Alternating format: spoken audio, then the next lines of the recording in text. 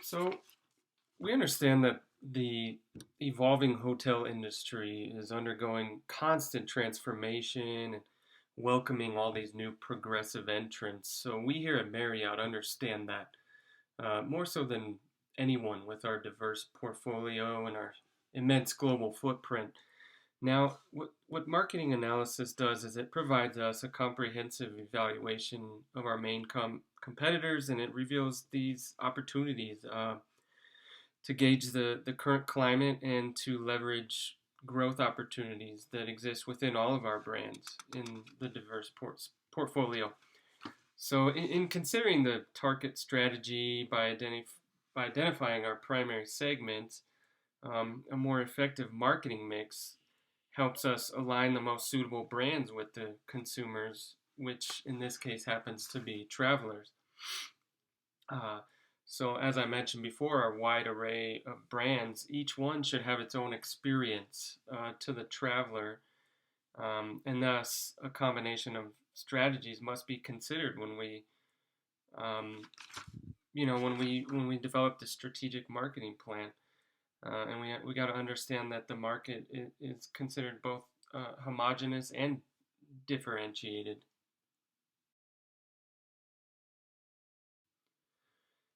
And so to take a step in the right direction, we got to understand who we are here at Marriott International. What are we about? So we began our quest for supremacy decades ago when we acquired Ritz Carlton and all these other luxury brands, and so we had this enormous expansion in the global markets, and now as of 2020, we have a portfolio that currently includes over 30 brands and 7,400 properties in 134 countries. So what that means in the hospitality industry as a whole, and specifically the hotel industry, is that we are a leader. Okay, and so being that we're a leader in the industry, we have built up this reputation and this image that is necessarily a standard of excellence by separating ourselves from the competition. And as things change, we continue to make strides and we continually modify our marketing mix. Um, the global versatility of the loyalty program, proprietary booking channels, our presence throughout these differentiated markets, these differentiated segments, rather, and then our strategic pricing so that we can maximize our RevPAR. So we understand that part of maximizing our RevPAR, our occupancy rates, and overall just having heads in beds and remaining competitive, ultimately it all boils down to customer satisfaction. Um, we here at Marriott pride ourselves on our superior level of service and our overall brand image, as I mentioned before. So, with that being our strength, of course, there are weaknesses in our competition, in the face of our competition, rather. You have the emergence of Airbnb, you have a lot of these properties now that are more so independent boutique hotels that are gaining a lot of traction with the business traveler in particular.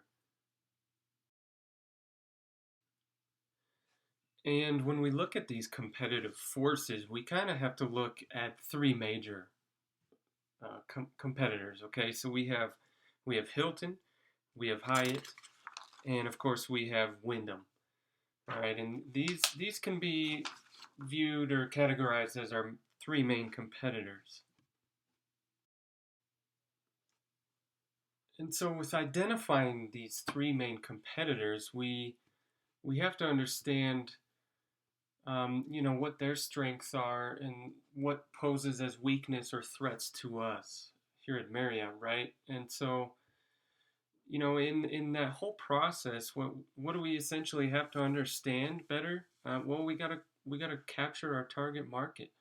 We gotta make sure that our brands are aligned properly with the segments that we're targeting, right? So business traveler, versus the leisure traveler. Okay, so they're going to have different needs. And, the leisure traveler is going to have a longer length of stay, whereas the business traveler will have typically a 1 to 2 night stay, and their needs are driven by technology.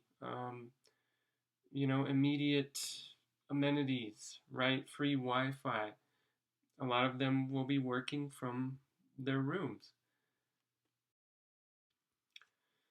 And so, what I'm getting at there is we need to understand that we don't necessarily offer a product as much as it is a service.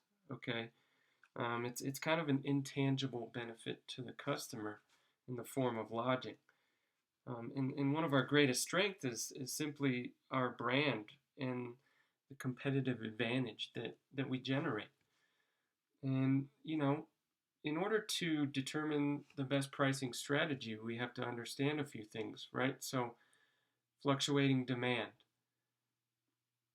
room category, property type, revenue per available room. We have to align the capacity with the demand, and we have to understand when promotions will benefit us, and as well as price matching with our competition. And we understand that if we're going to achieve that, there's a lot of factors to take under consideration. And one of those is actually booking channels. There's a lot of indirect channels from online travel agencies, global distribution systems, and wholesalers, just to name a few.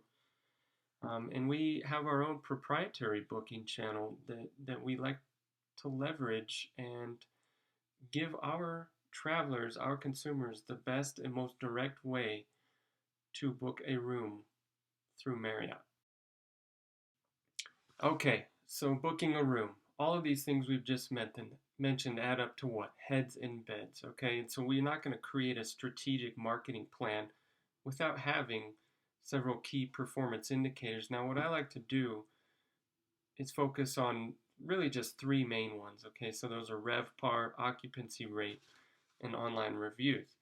Now, with RevPAR, we also need to understand that profitability and growth are not necessarily parallel when we're measuring our success. And occupancy rate, it really just is a simple way of telling the tale of how full the hotel is, right? Heads in beds, that's the ultimate goal. And then online reviews. Now, this is a big one. The internet has seen explosive growth over the last couple of decades, and we understand what our image means to us and how it can be conveyed through all these various different platforms, especially social media. Okay, so those are the three big ones, and we're gonna really focus on those in this marketing plan.